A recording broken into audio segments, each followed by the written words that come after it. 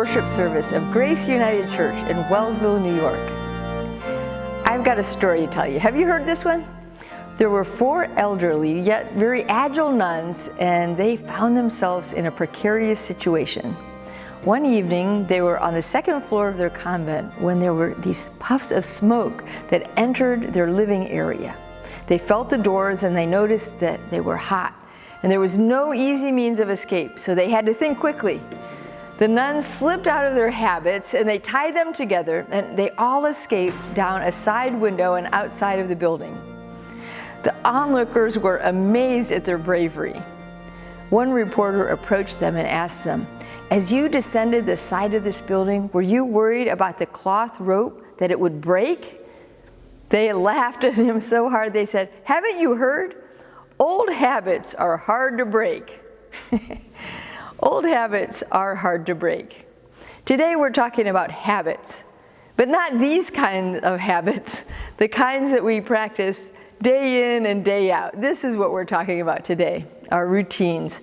Sometimes some of our habits are good, like flossing our teeth and returning the cart to the corral in the grocery parking lot, but other habits are not quite so good.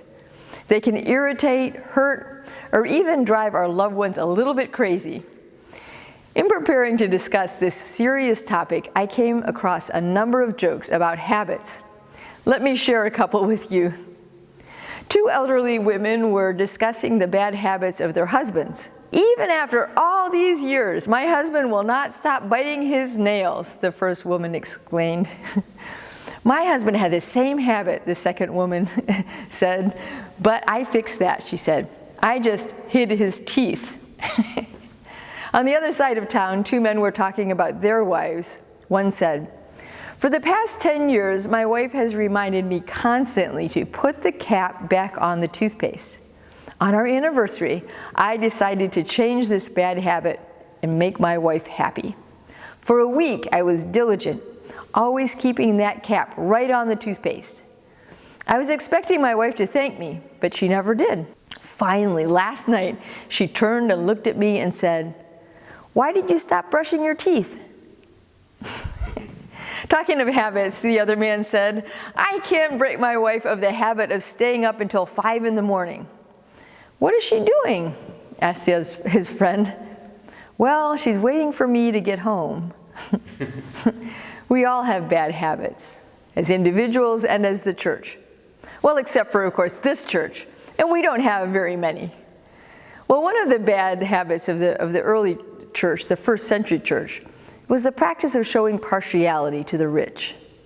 Many in the ancient church made a right turn down Rich Avenue. If a person with gold rings and fine clothes would come into the congregation, followed by a poor person in dirty clothes, they would be treated quite differently. Church members tended to honor the one wearing the fine clothes and say, "Have a seat here, please," while they would look down on the poor one, saying, "Stand there," or "Sit at my feet." You see, they were making distinctions. This is what James talks about in this letter. They were acting as judges with evil thoughts. He says, "Doesn't this discrimination show that your judgments are guided by evil motives? These are bad habits." This early church had troubles. Eugene Peterson offers an interesting introduction to the book of James in the Message Bible. He says, "When Christian believers gather in churches, everything that can go wrong, sooner or later, surely does." He makes a wonderful analogy. He says, "Outsiders, on observing the problems in the church, conclude that there's nothing in the religion business except perhaps business, and possibly a dishonest business at that." Now, insiders see it a little bit differently. Just as a hospital collects the sick under one room and labels them as such, the church collects sinners. Many of the people outside the hospital are every bit as sick as the ones that are inside, but their illnesses are either undiagnosed or disguised. It's similar with sinners outside the church. So Christian churches are not, as a rule, model communities of good behavior. They are, rather, places where human misbehavior is brought out into the open. It's faced and it's dealt with. The letter of James shows one of the church's early pastors skillfully going about his work of confronting, diagnosing, and dealing with areas of mischief, misbelief, and misbehavior that had turned up in congregations that were committed to his care. Deep and living wisdom is on display here. You see, wisdom is not primarily knowing the truth, although it includes that. It is skill in living. Skill in living. How do we live out our faith? Over the past 2,000 years, have we learned the lesson of this early church?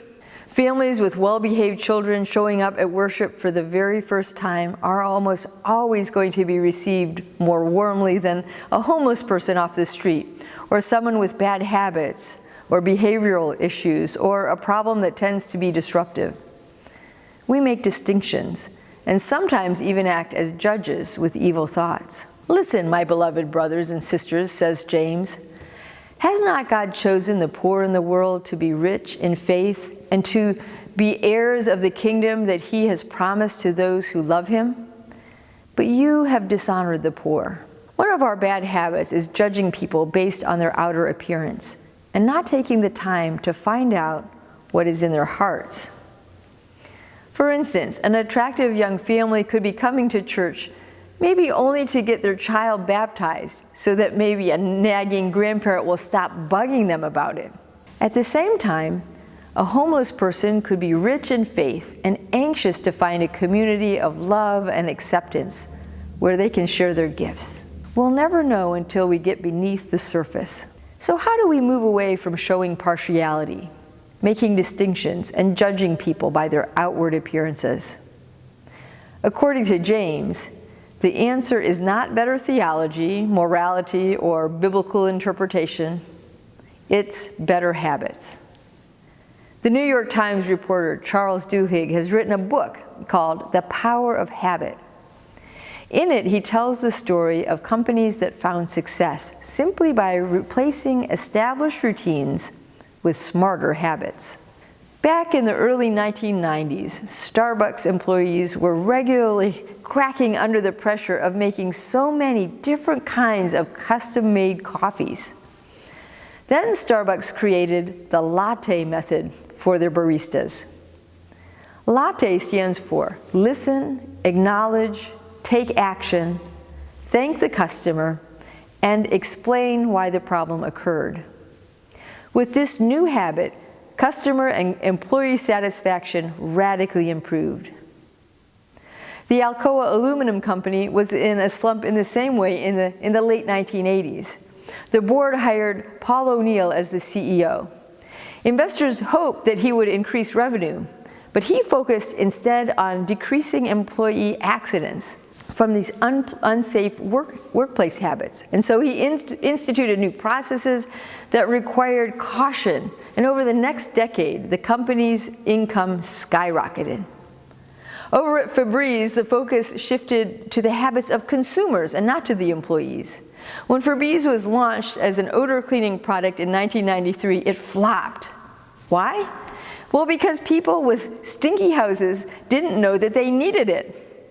But when the company discovered that people are proud to finish up their chores, they suggested a new habit: to reward yourself after you finish your chores with a blast of Febreze. And the product now makes $1 billion annually. In all of these cases, success came from getting into the habit of doing things differently. Professor, author, and spiritual leader Will Willimon tells a story from early in his career, when he was serving as a college chaplain. Late one evening, his phone rang. He recalls it was about 10:45 at night, and a student called to talk to him. The student introduced himself to Willimon, but he didn't really recognize him. "I just want to talk to you," the student said. And so the student talked, and Willimon listened, and he listened. And he listened some more as the student told him about the many challenges that he was facing. He told him about the stress of his classes, and he went on to share about his struggle with dating relationships. And then he talked about troubles with friends who were on the dorm hall. And finally, after talking for over a half an hour, the student said, "Thank you so much. I feel so much better now." Williman couldn't help himself. He just had to ask. He said, "Why of all people did you call me at 10:45 at night to talk to me?" "Well," the student said, "you're the only one on campus that loves me." And he hung up. "Wow," Williman said. It hit him like a ton of bricks. He said, "Sometimes we think that we're doing something so important. We're working on projects, writing sermons, teaching, doing whatever we think is so noble. But God is working in the little things, the little habits that we have, of sharing a kind word of encouragement or support to students. And that little habit made a big difference to one student. It made him feel loved." Then he told of another man, a man who called him one day. And out of the blue, he calls and says, "Hey, do you remember me?" He's the director of an inner city mission now, and he told his name and he asked if Williman had any recollection of him. And of course, Williman remembered him. He remembered that he was an unruly kid in church. If everyone was going left, he would go right. He was that kind of a kid. Williman doubted that his church going had had any impact on this boy.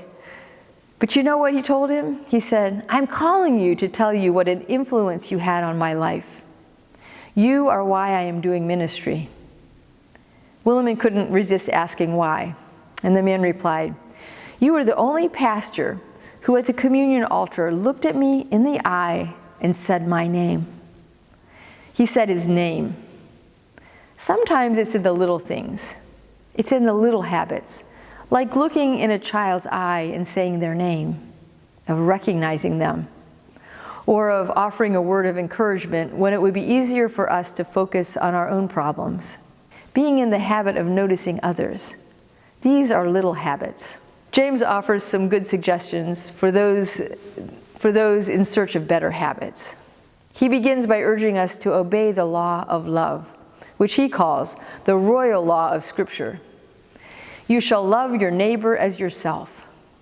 This means treating others as we would want to be treated, and showing the same mercy to others that we will want to receive from them. James identifies this as the royal law because it is the rule that stands at the very center of the kingdom of God. You see, when we show partiality in the church, we break this law of love. By favoring one person over another, we're treating one person as more valuable than the other, a habit that makes no sense in a kingdom of equally precious children of God. But when we love our neighbors as ourselves, we're acting in a way that puts equal value on every person, whether rich or poor, strong or weak, neighbor or self.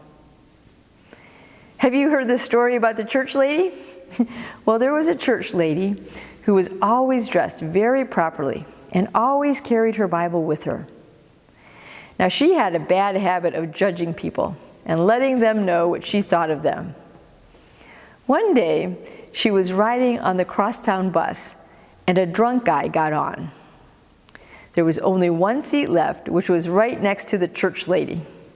She said to the man, "You're a disgusting and smelly drunk. You're going straight to hell." The man said, "Excuse me, ma'am. I think I'm on the wrong bus."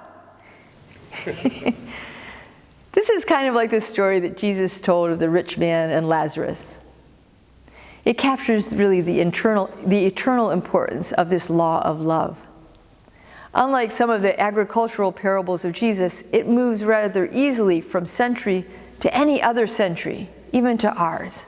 And so you can imagine a rich person enjoying the finer things of life, and not far away is Lazarus, covered with rags, who would like nothing more than to satisfy his hunger with the extras that the wealthy person wouldn't even notice, the crumbs. The rich person is in the habit of looking down on Lazarus and treating him like dirt, shouting, "Get a job," as he rushes by. And then Lazarus dies and is carried away by the angels to be with Abraham. The rich man also dies and is buried. From Hades, where he's being tormented, he looks up and sees Abraham and Lazarus just chilling out up there. But still in the habit of showing partiality and making distinctions, the rich man calls out, "Father Abraham, have mercy on me and send Lazarus to bring me a spritzer, for I'm in agony. I'm in all these flames. Even in the afterlife, the rich man is treating the poor man like a servant. Abraham shakes his head, no, and the rich man changes his request.